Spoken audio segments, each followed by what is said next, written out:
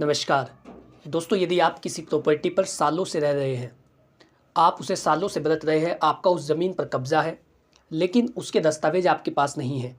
उस संपत्ति का जो मालिकाना हक है, जो उसकी ओनरशिप है, वो आपके नाम नहीं है और आपको नहीं पता कि वो कब आपके पूर्वजों के नाम थी या नहीं भी थी, लेकिन आप उस ज़मीन पर रह रहे हैं, तो आप किस प्रकार से उसके दस्तावेज़ों को बनवा सकते हैं?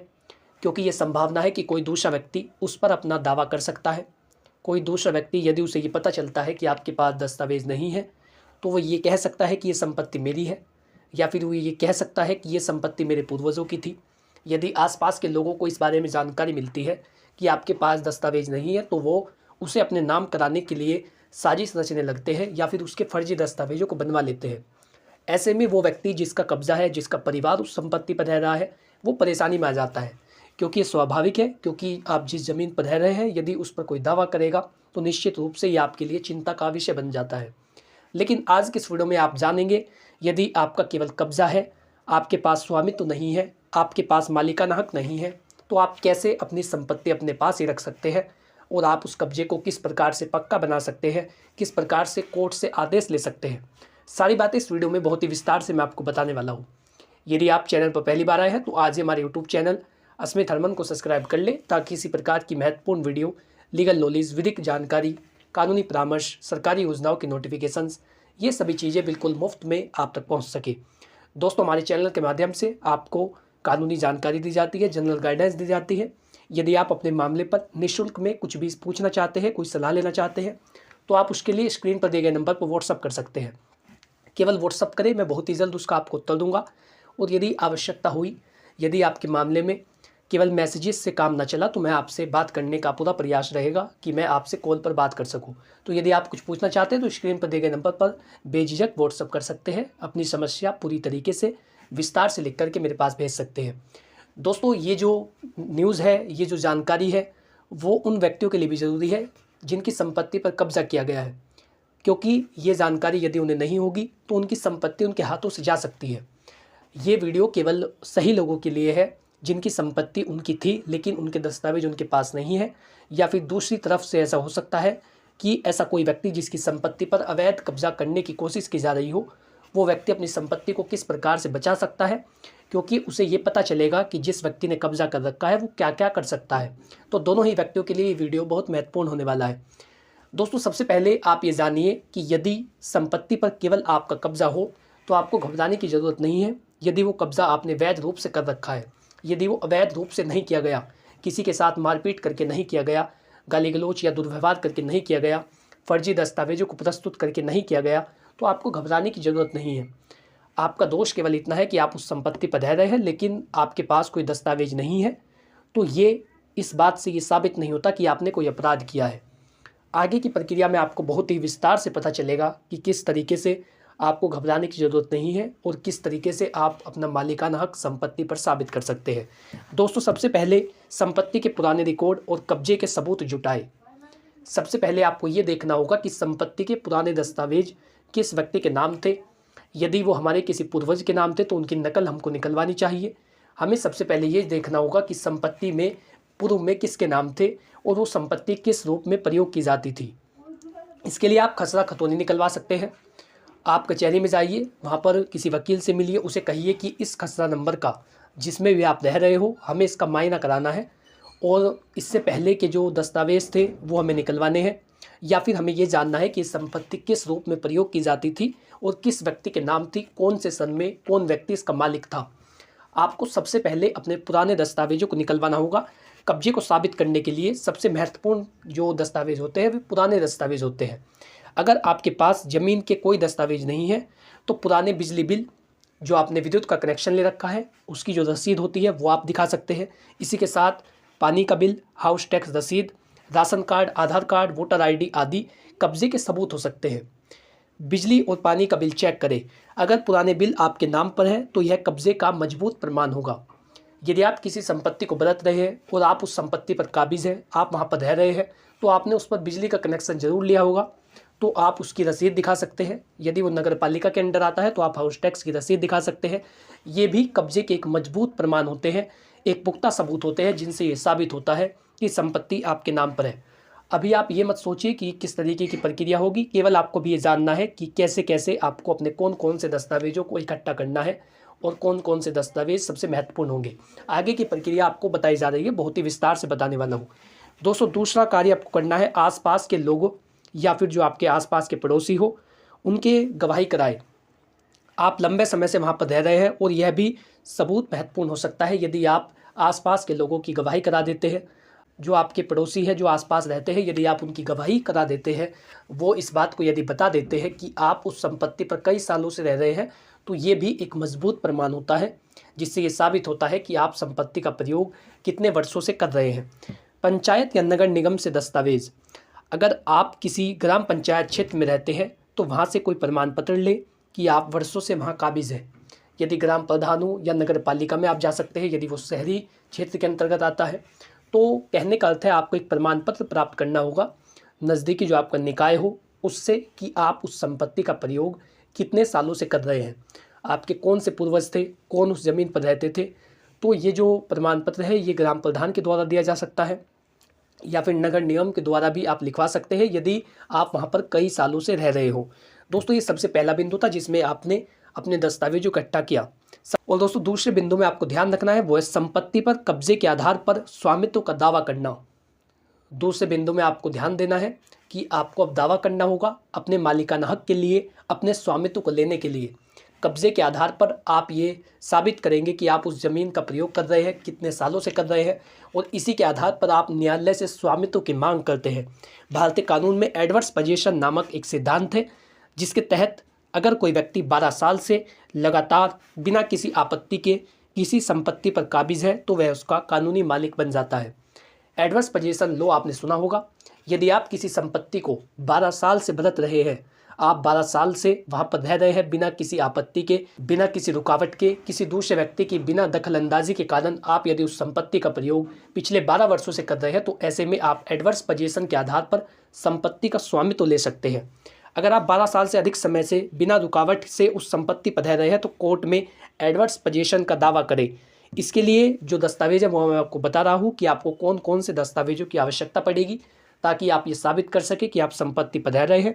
तो सबसे पहले तो पुरानी फ़ोटो, यदि आपके पास कोई पुराना फ़ोटो हो जो ये साबित करता हो कि आप उस संपत्ति पर रह रहे हैं, आप ये लगा सकते हैं। इसी के साथ बिजली और पानी के बिल की रसीद, जैसा मैंने आपको पहले बताया, वो सबसे महत्वपूर्ण होती है। ये कब्जे का एक पुख्ता प्रमाण होती है। तीसरा, पड़ोसियों की गवाही। अगर कोई मालिक आपकी संपत्ति पर दावा करता है तो कोर्ट में ये साबित करे कि उसने कभी आपको हटाने के लिए कोई कानूनी कार्रवाई नहीं की।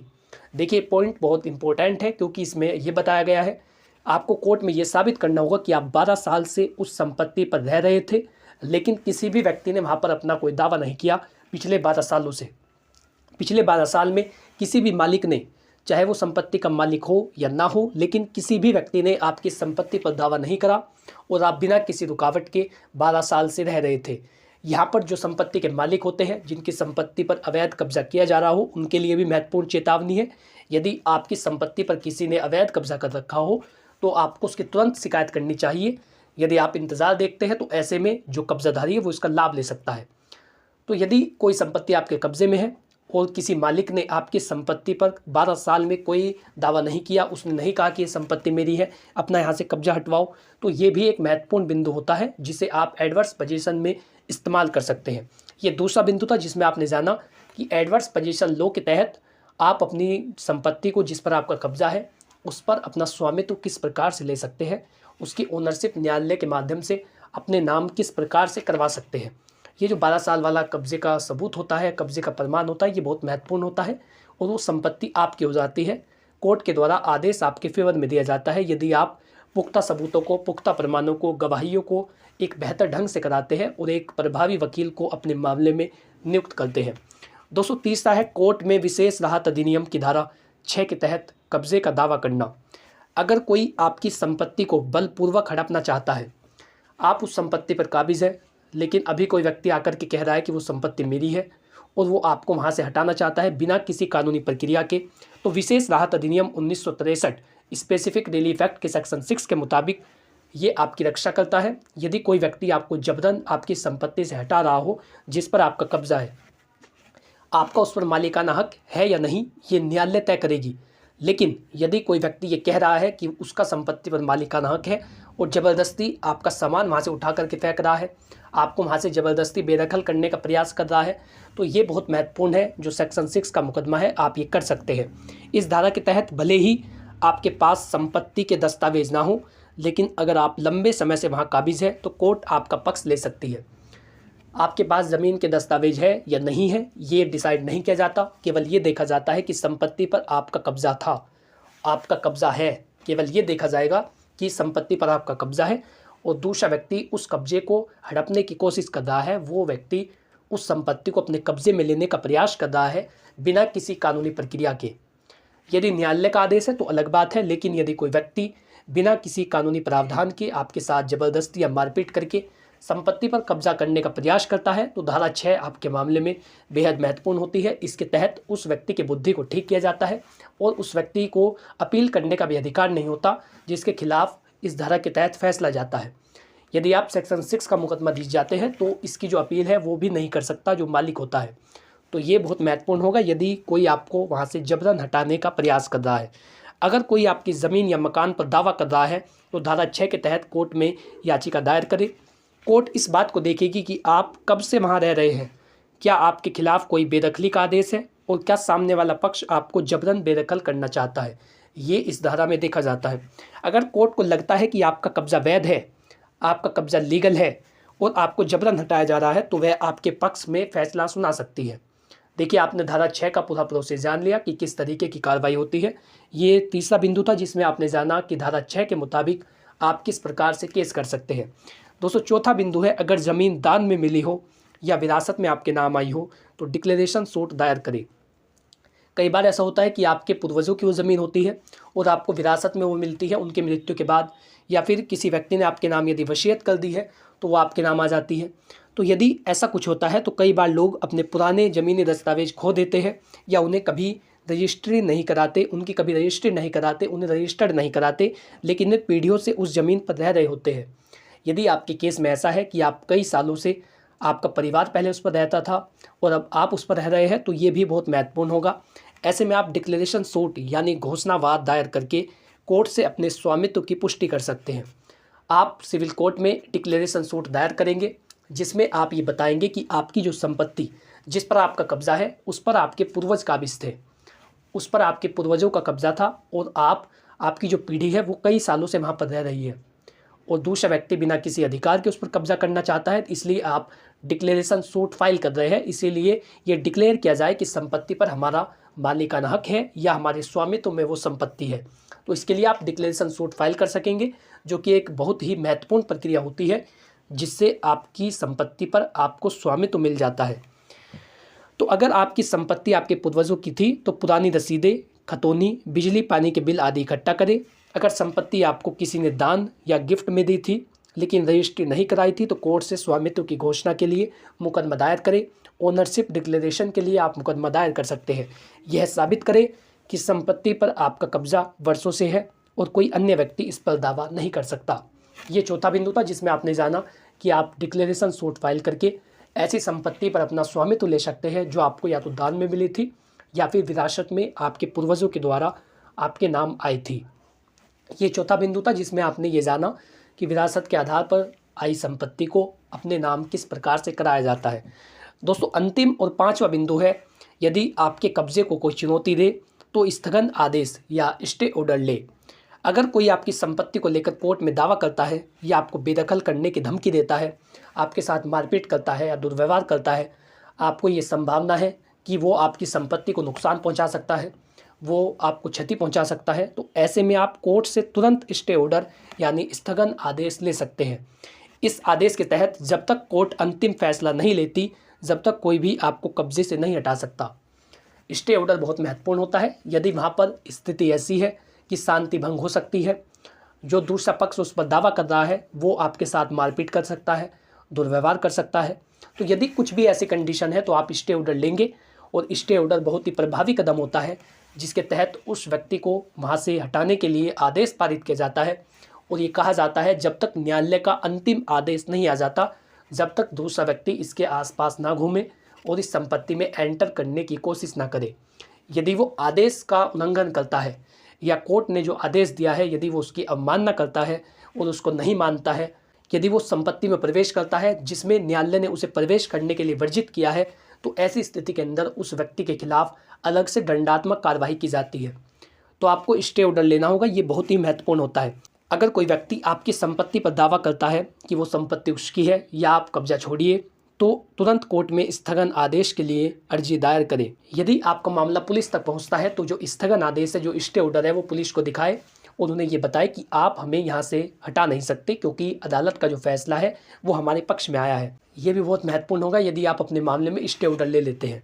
अगर कोई ज़बरदस्ती कब्जा हटाने की कोशिश करता है तो आप धारा 164 ऑफ BNSS भारतीय नागरिक सुरक्षा संहिता के तहत आप एक एप्लीकेशन थानाध्यक्ष के पास दे सकते हैं। जो SHO होगा, आप उसके पास एक एप्लीकेशन देंगे कि दूसरे व्यक्ति के द्वारा मारपीट की जा रही है या दुर्व्यवहार किया जा रहा है या वो व्यक्ति आपको हटाने का प्रयास कर रहा है। ऐसी स्थिति के अंदर जो थानाध्यक्ष होता है वो अपनी रिपोर्ट बना करके, यदि वहाँ पर शांति भंग होने की संभावना होगी तो उस रिपोर्ट को एग्जीक्यूटिव मजिस्ट्रेट के पास भेजेगा और फिर वहाँ से एक कार्रवाई की जाएगी जिसके तहत दूसरे पक्ष को वहाँ पर आने से रोका जाता है। तो इस तरीके से भी आप संपत्ति को बचा सकते हैं। लेकिन ये जो अंतिम जो मैंने आपको 2 ऑप्शन बताए, ये आपके स्वामित्व का प्रमाण नहीं होंगे। इनसे केवल इतना होगा कि कब्जा आपके पास ही रहेगा, जो धारा 164 है और जो स्टे ऑर्डर है। यदि आप वो दोनों लेते हैं तो आपका स्वामित्व आपको निर्धारित नहीं किया जाएगा, बल्कि केवल आपका जो कब्जा, आपके कब्जे में जो संपत्ति है वो संपत्ति आपके कब्जे में ही रहेगी। तो आपको कुछ गलतियों से बचना है। मुख्य रूप से आपको 3 गलतियों से बचना होगा। यदि आपका किसी संपत्ति पर केवल कब्जा है लेकिन आपके पास मालिकाना हक नहीं है, आपके पास कोई दस्तावेज नहीं है, आप ये नहीं कह सकते कि वो संपत्ति आपके नाम किस प्रकार से आई है, तो आपको इस मामले में 3 गलतियों को करने से बचना होगा। दोस्तों, सबसे पहले है कागज़ ना होने के कारण घबराना नहीं है। आपको कभी भी ये नहीं सोचना कि आपके पास कागज़ नहीं है तो आप संपत्ति को छोड़ देंगे। आपको ये नहीं देखना है कि यदि आपकी संपत्ति से संबंधित कोई भी दस्तावेज आपके पास नहीं है लेकिन आपको पूरा विश्वास है कि वो संपत्ति आपकी थी या आपके पूर्वजों की थी और आप निश्चित रूप से वहाँ पर रह रहे हैं, वो दस्तावेज कहीं पर खो गया है, तो आपको इससे घबराने की आवश्यकता नहीं है। कोर्ट हमेशा आपके फेवर में है यदि वो संपत्ति वास्तविकता में आपकी है। यदि कोई व्यक्ति उस पर झूठा दावा कर रहा है तो उसके खिलाफ भी कानूनी कार्रवाई की जाती है। तो यदि कागज़ नहीं है तो आपको घबराना नहीं है। ये सबसे पहली और एक बड़ी गलती होती है जो व्यक्ति ऐसे घबराते हैं कि उनके पास दस्तावेज नहीं है। दोस्तों, दूसरी गलती आपको नहीं करनी है। आपको कभी भी गैर कानूनी या झूठे या जाली दस्तावेजों को नहीं बनवाना है। कई सारे व्यक्ति ऐसा करते हैं। यदि कोई दूसरा व्यक्ति उनकी संपत्ति पर दावा कर रहा है तो वो जल्दी से जाकर के फर्जी दस्तावेज बनवा लेते हैं। यदि आप ऐसा करते हैं तो उस व्यक्ति का पक्ष मजबूत होता है। वो व्यक्ति ये कह सकता है कि आपके पास फर्जी दस्तावेज है और फिर आपके खिलाफ क्रिमिनल कार्रवाई भी की जाती है। तो आपको हमेशा ध्यान रखना है कि कभी भी फर्जी दस्तावेजों को ना बनवाएं। जो असल दस्तावेज है केवल वही अपने पास रखें और यदि वो आपके पास नहीं है तो आप उसके लिए डिक्लेरेशन सूट फाइल कर सकते हैं। कब्जा वापस लेने के लिए सेक्शन 6 का मुकदमा कर सकते हैं। धारा 164 के तहत आप केस कर सकते हैं। लेकिन फर्जी दस्तावेजों को बनवाना किसी भी समस्या का हल नहीं है। यदि आप ऐसा कर रहे हैं तो ऐसे में आपके खिलाफ कानूनी कार्रवाई की जा सकती है, क्योंकि ये जो न्याय के मूल सिद्धांत है उनके विरोध में होता है। यदि आप झूठे दस्तावेजों को बनवाते हैं या फिर आप झूठे दस्तावेजों को पेश करते हैं, उन्हें न्यायालय के समक्ष प्रस्तुत करते हैं, यदि कोई व्यक्ति ऐसा करता पाया जाता है या फिर बाद में ये साबित होता है कि संपत्ति से संबंधित झूठे दस्तावेजों को न्यायालय में प्रस्तुत किया गया है, तो फिर उस व्यक्ति के खिलाफ कानूनी कार्रवाई की जाती है। उस केस में तो वो कार्रवाई की ही जाएगी, लेकिन अलग से भी दंडात्मक कार्रवाई की जाएगी न्यायालय की अवमानना करने के कारण। तो हमेशा आपको ध्यान रखना है, कभी भी झूठे दस्तावेजों को पेश ना करें। ऐसे में आपका कानूनी पक्ष कमज़ोर होता है। दोस्तों, तीसरी गलती, अगर कोई कब्जा हटाने की धमकी देता है तो बिना कानूनी सलाह के लिए संपत्ति को ना छोड़े। यदि कोई व्यक्ति आपको कह रहा है कि आपको संपत्ति खाली करनी होगी, या वो व्यक्ति कह रहा है कि ये संपत्ति हमारी है, या वो व्यक्ति कह रहा है कि संपत्ति पर मालिकाना हक हमारा है, या वो व्यक्ति कह रहा है कि संपत्ति उसके पूर्वजों के नाम थी और आपने जबरन उस पर कब्जा कर रखा है, तो आपको कभी भी बिना कानूनी सलाह लिए उस संपत्ति को नहीं छोड़ना है। आपको हमेशा एक वकील से मिलना होगा। एक सिविल के आप वकील से मिलिए, उन्हें ये सारी बातें बताइए कि आप कब से संपत्ति पर रह रहे थे, आप कब से उसका प्रयोग कर रहे हैं, किस तरीके से आप उसका प्रयोग कर रहे हैं। वो संपत्ति यदि आपके पूर्वजों के नाम थी तो उसकी जानकारी दीजिए। वो संपत्ति यदि आपने किसी से ली थी तो उसकी जानकारी दीजिए। वो संपत्ति यदि आपके नाम किसी ने गिफ्ट डीड के माध्यम से की थी तो उसकी जानकारी दीजिए। यानी जिस किसी भी तरीके से आपके नाम वो संपत्ति आई है, आपको उसकी जानकारी देनी होगी। किसी व्यक्ति के धमकाने से या उसके जोर ज़बरदस्ती करने से आपको उस संपत्ति को खाली करने की ज़रूरत नहीं है। दोस्तों, ये वो महत्वपूर्ण जानकारी थी जो ऐसे व्यक्तियों के लिए थी जिनका संपत्ति पर केवल कब्जा है लेकिन कोई दस्तावेज नहीं है, ओनरशिप नहीं है। तो यदि आपको वीडियो अच्छा लगा है तो वीडियो को लाइक करें और चैनल को सब्सक्राइब कर लें ताकि इसी प्रकार की महत्वपूर्ण वीडियो, लीगल नॉलेज, विधिक परामर्श, आपके अधिकार, कानूनी जानकारियाँ, सरकारी योजनाओं के नोटिफिकेशंस, ये सभी चीज़ें बिल्कुल मुफ्त में आप तक पहुंच सके। इसी के साथ यदि आपका कोई सवाल हो तो कमेंट बॉक्स में पूछिए, मैं निश्चित रूप से और बहुत ही जल्द उसका उत्तर दूंगा। इसी के साथ यदि आप अपने मामले पर व्यक्तिगत रूप से कोई सलाह लेना चाहते हैं, जनरल गाइडेंस लेना चाहते हैं, तो आप उसके लिए स्क्रीन पर दिए गए नंबर पर व्हाट्सअप कर सकते हैं। अपनी पूरी समस्या को विस्तार से लिख करके भेजिए, मैं बहुत ही जल्द उसका भी आपको उत्तर दूंगा। Thanks for watching this video. अपना कीमती समय देने के लिए धन्यवाद।